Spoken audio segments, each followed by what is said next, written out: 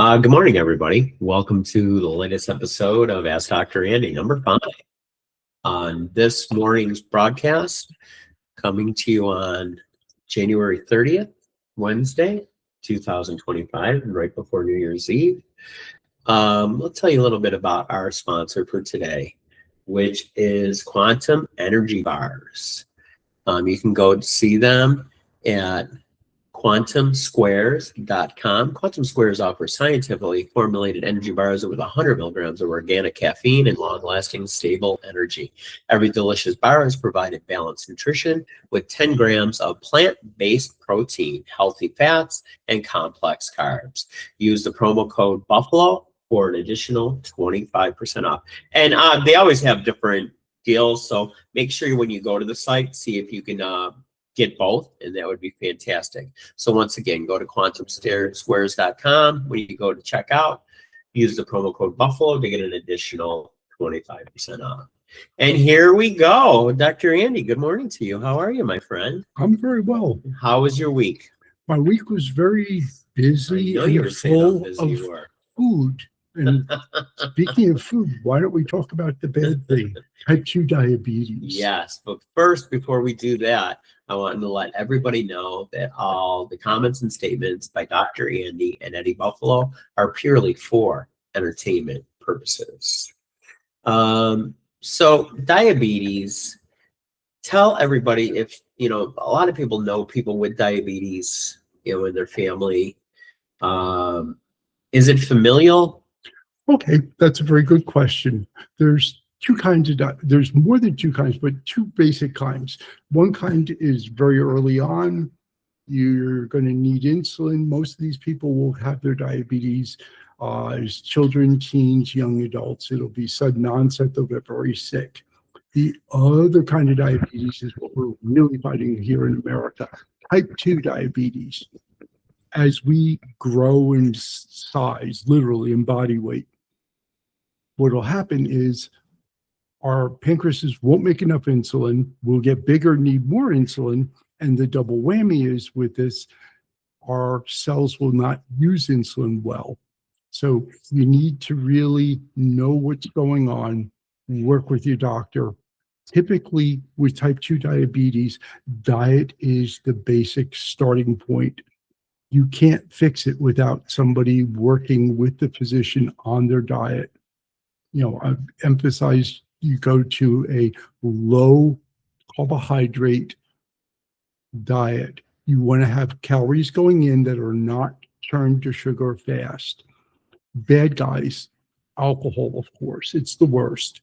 Sweets, and then your simple carbohydrates, rice, potatoes, bread and bread products, pasta and pasta products, like all your noodles and things, and then corn and starchy vegetables. They turn to sugar fast. That ailing pancreas can't get you insulin fast, and your sugar goes up. The reason you really worry about diabetes, it causes small blood vessel disease. That's your eyes, your kidneys, your brain, your ability to have marital relations, and large vessel disease. Yeah.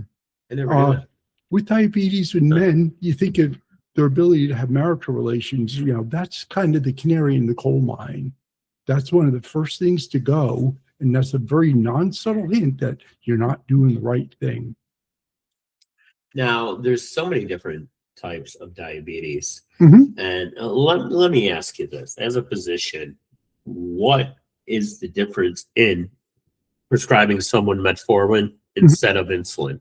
And why would you do each? Is metformin the starter drug and then insulin is the ending? Okay, that's easy. Type 1 diabetics, their pancreas got destroyed. They make zero insulin. Without injectable insulin, they will die. Type 2 diabetes, you're gradually decreasing the amount of insulin you're making. Sometimes you'll just need an oral medication, couple oral medications. There are times when you're going to need insulin. Needing insulin is not a bad thing. You're replacing insulin with insulin. That's pretty darn functional. People have this idea, oh no, I'll need insulin. Hey, if you need insulin, why not replace it? And now I'm going to dip a little bit into my other career, Mhm. as a insurance agency owner, and it depends on the company that I'm working with. Mhm. Some of the underwriters would prefer them to be on insulin instead of metformin. Why is that? Do you have any idea? That does not make sense to me. Uh, if somebody has type 2 diabetes, the cornerstone drug is metformin as a starting medicine. Problems with metformin, the first couple weeks, if you introduce it rapidly, you're going to have some loose bowel movements. That gets better with time. The great majority of the time, the patient just has to write it out and realize metformin is a really magical drug. Not only does it lower your sugar, it makes your muscles use the insulin that you're still making more efficiently. It does a whole bunch of good things for your cells. My question is like, how do you figure out how many milligrams you give to someone on metformin? Okay. Metformin's a very forgiving drug. Typically you can start 500 to 1,000 milligrams and you just titrate up. Most people are not going to pull a low blood sugar on metformin. There are times when people take metformin who don't have diabetes. They have pre-diabetes, and it helps have it not progress. So metformin is not going to typically crash somebody's sugar. No, and obviously it's been a problem all the time as I've done my career in insurance. Mm-hmm. And how it is explained to me, and I'm going to ask you if this is just a bullshit reason that they gave me. Mm-hmm. They tried to explain to me one time Mm-hmm. that if I'm on metformin and you're on metformin, we're going to metabolize it different. That's why they would prefer them to be on insulin. Is that bullshit? It doesn't make good clinical sense, because if somebody is going to do well just on oral medications, swapping them to insulin instead of the orals, you're going to have a higher risk in those people who are fairly well controlled on orals of crashing their sugar. Wow. That is a disaster, and that's something I try to always avoid with my diabetics, because that can be calamitous if it happens they're driving. Yeah. Like, what happens if somebody takes too much metformin? What would you look for there? Okay, their sugar is, if they take way too much, above therapeutic doses, because you typically don't go past 2,500 milligrams in a day. That's the maximum. If somebody takes way too much, they're going to lower their sugar. They're going to have gastrointestinal upset. They're going to get cold sweats from the low sugar. They're going to feel jittery. That is crazy. It's very rarely a problem having too low sugar with metformin. Now, as I was a younger man, I worked part-time as a phlebotomist at a couple of Buffalo area hospitals. And a lot of times when I would work in the clinic, they would send in pregnant women that they were checking to see for pre-gestational. Am I saying it the right way? Yeah, gestational diabetes. Yes. And they would give them the liquid to drink. And what they're doing is they're looking at your glucose tolerance. Why does this happen with pregnant ladies? Can you explain that to me? Big change in metabolism. They have a second entity. They have a baby, and their metabolism's going to change. They're gaining a lot of weight. So if they're on a bubble where they're predisposed to diabetes, it's going to tip them over. The reason you want to find out and you want to treat it is that if somebody has uncontrolled blood sugars while they're pregnant, you tend to get a very large baby with the complications that come with it. The 50-cent word for it is macrosomia. That's crazy. Yeah, That's you want to crazy. avoid that. Now, I had an aunt that had diabetes, and it was all, they were trying to control it with diet. Okay, so that's the starting point. So instead of eating sweet stuff, she would eat salty stuff. I remember watching her put salt on an apple and eating it. That's a little different. What's going on there? Heaven knows I don't. Wait, do you crave something else if you're not having the one thing? I really don't know why she would want to put salt on an apple.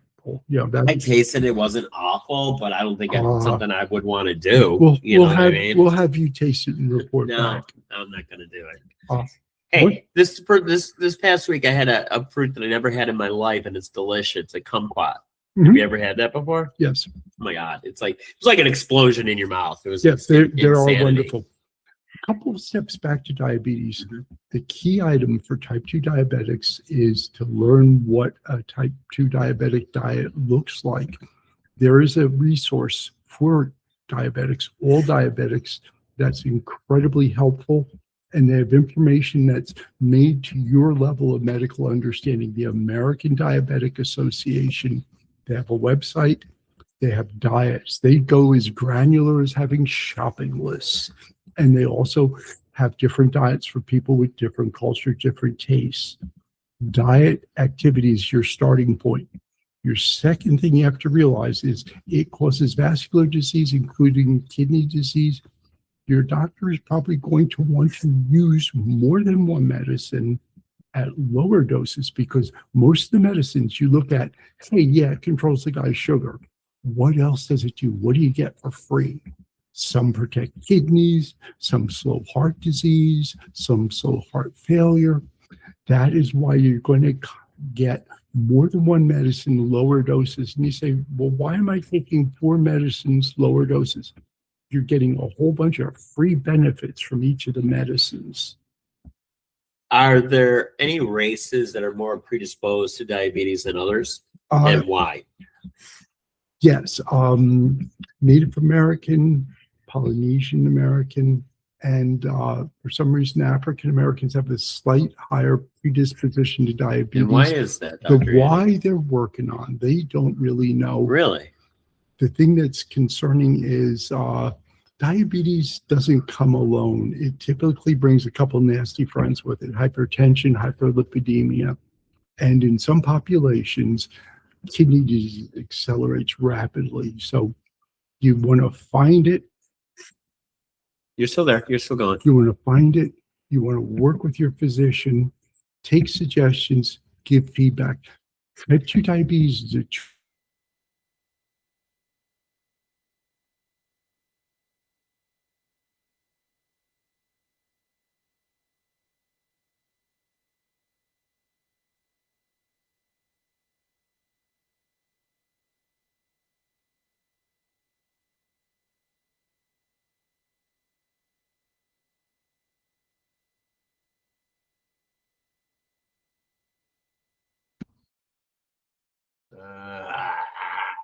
Come on now.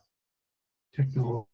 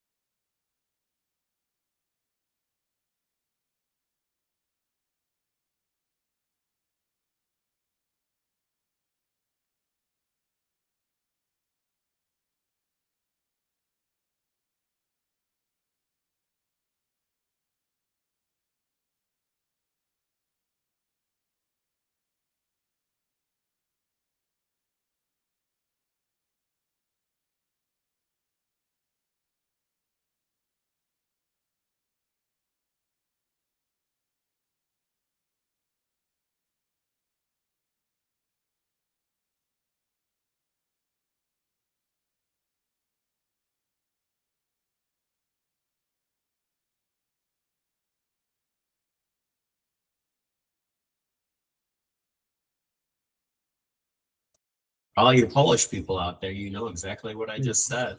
I do. And it's not a good thing.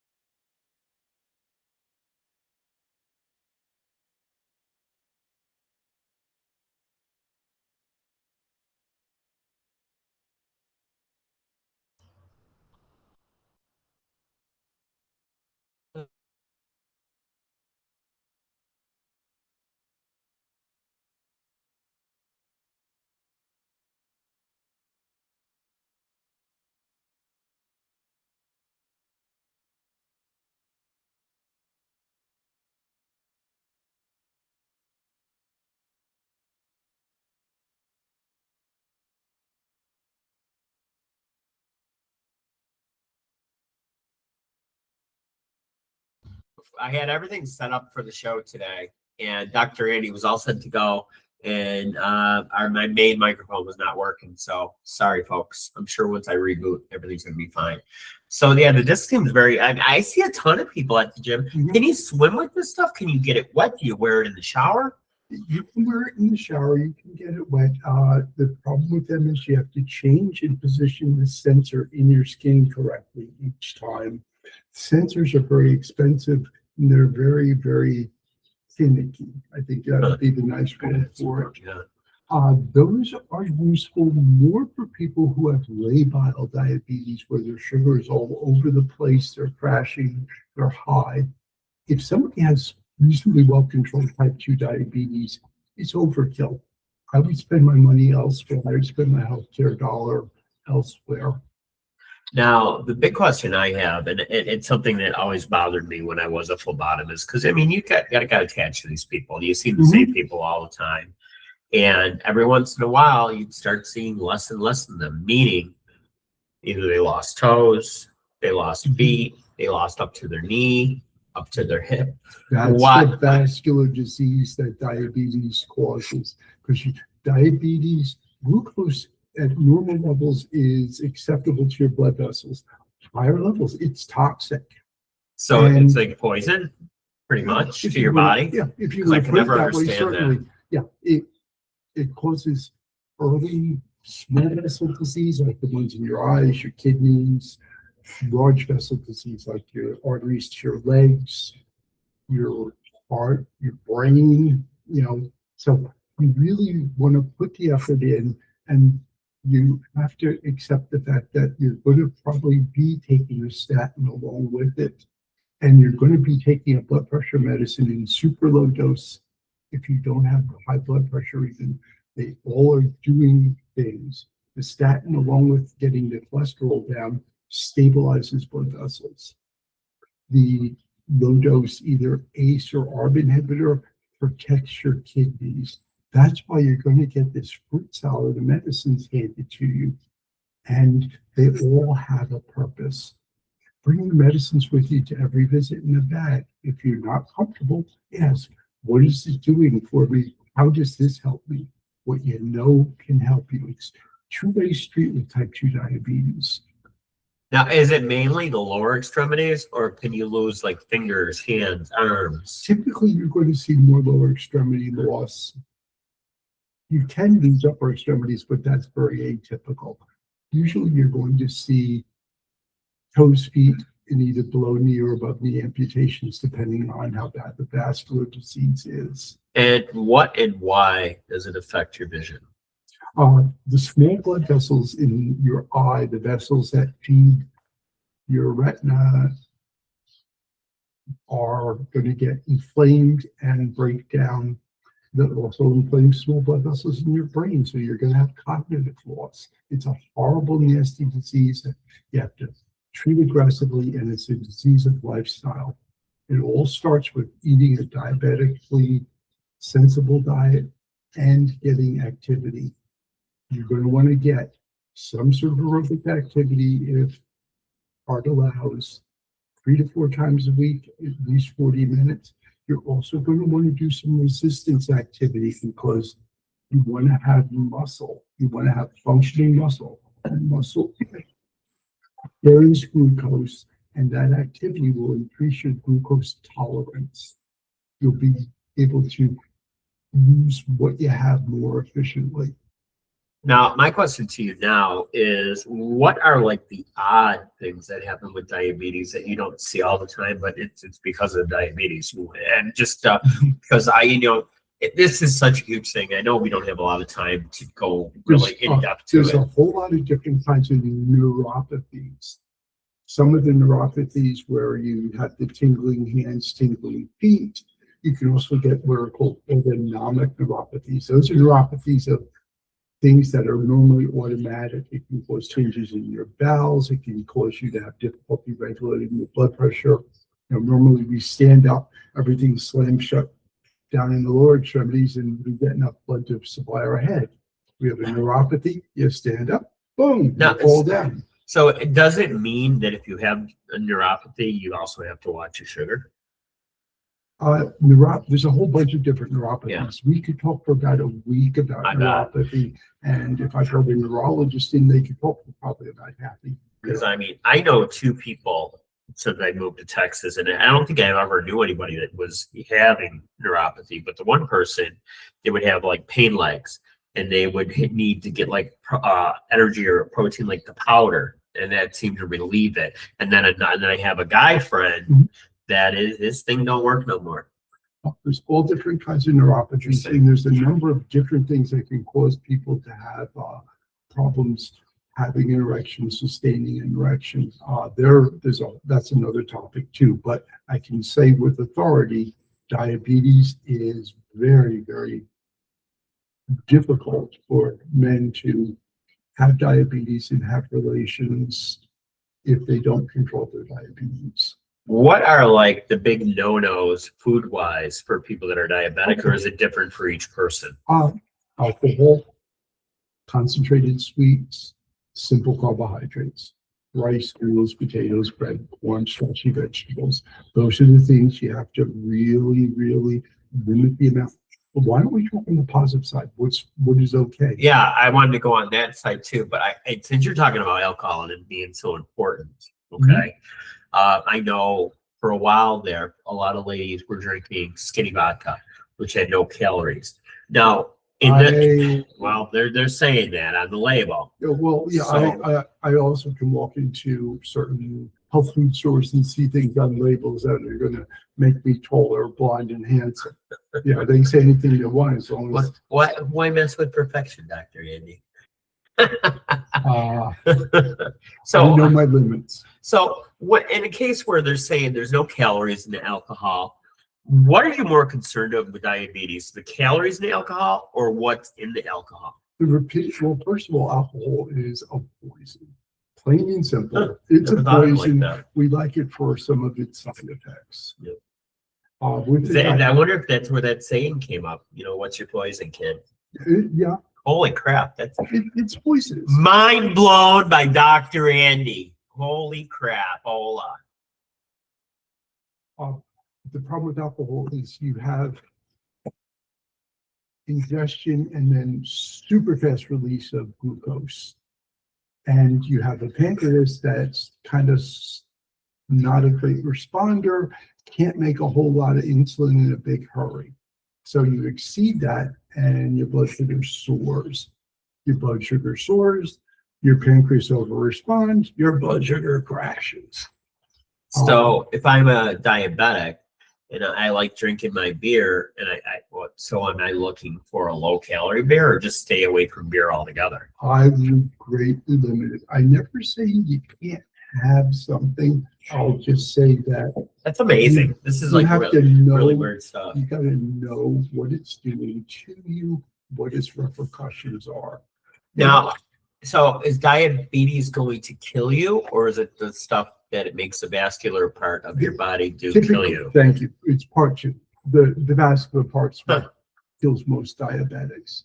The heart disease, the diabetes accelerates, the stroke, the kidney failure, et cetera, et cetera. I don't want to be negative, but it's what it does to your vasculature typically is what's going to get you. How about kids with juvenile diabetes? Is this something you could ever grow out of? No. It's going to be with you the rest of your life. If you've eliminated your pancreas by autoimmune means, it's gone. And you can live without a pancreas? Well, what happens, you eliminate the part of the pancreas that is making insulin. That's crazy. Other parts of the pancreas are preserved typically. Can you get and I don't mean to sound crazy, and if this is a stupid question, I'm sorry, but I don't know. No stupid questions. Can you have a pancreas like a donor? Is that even a thing?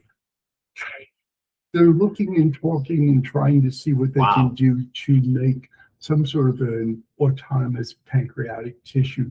Right now, with insulin pumps, sensors, that's about as close as you're going to get. That's just There's crazy. a lot of neat things in the pipeline, and they're working very hard at trying to do that. Okay, so if I'm a diabetic and I like drinking soda pop, or for the people back in Buffalo, pop, and I say, oh, I'll just have the diet pop. Is there anything in the diet pop that's going to mess around with my sugar, or should I just stay away from that Typically, too? diet sodas are going to be much safer than regular sodas. How about just plain black coffee with nothing in it? Is that good too? Go for it. Just go nuts, right? So I'm sorry that we don't have more time to talk about this, because this is a very interesting topic, and I think it's something we're going to have to down the road circle back to. Oh, certainly. And please, if you have any comments or statements, please put them in, because we read everything, good and bad. But it is bad stuff One big sometimes. thing, if it would be of benefit to people, I would be more than happy to set aside time to talk either about diet in detail or the different subcategories of drugs and what they're doing for you, because people are handed this huge roster of medicines to take, and if you don't know what it's doing for you and why it's there, it really is difficult to take a whole bunch of medicines that cost money. I understand that. I get it as a physician. So can you just OD on insulin, or would your body just shut down? People use it. People use insulin to kill each other. Wow, that's crazy. It's used for homicide, unfortunately. So I mean, he's like, oh, I want to get rid of Dr. Andy. Sure. Insulin. And they'll say, oh, Sure. he must be had sugar. Never knew it. Huh. That's insanity. That's like a TV show, for Christ's sakes. They can detect them That's post-mortem. They can detect insanity. if somebody's been murdered with insulin post-mortem. It's not a difficult thing. Well, unfortunately, Dr. Andy, we're at the end of another show, and a lot of good information. I know we're just scraping the surface of it. So like I said, give us some comments, give us some statements. Let us know what you want to know about diabetes that we didn't cover today. And down the road, we'll do another show on it. But we're going to end the show like we end every other show. If you like working with people that are just like you, have the same value for life, have the same passion for life, and love your children as much as we do ours, we're the people you need to be working with. You can reach us at ebiagency.com. You can also email me at eddiebuffaloinsurance@gmail.com. We're going to get you email to Dr. Andy so people can get you directly. And the hotline is 716-541-4118. If you have questions for Dr. Andy, we'll definitely get that forwarded over to him. So, Dr. Andy, life is definitely worth living. What are you going to do? Just keep fighting. Just got to keep on fighting. See, I am trainable. You are. Have a great time, everybody. I mean, day, whatever. Take care.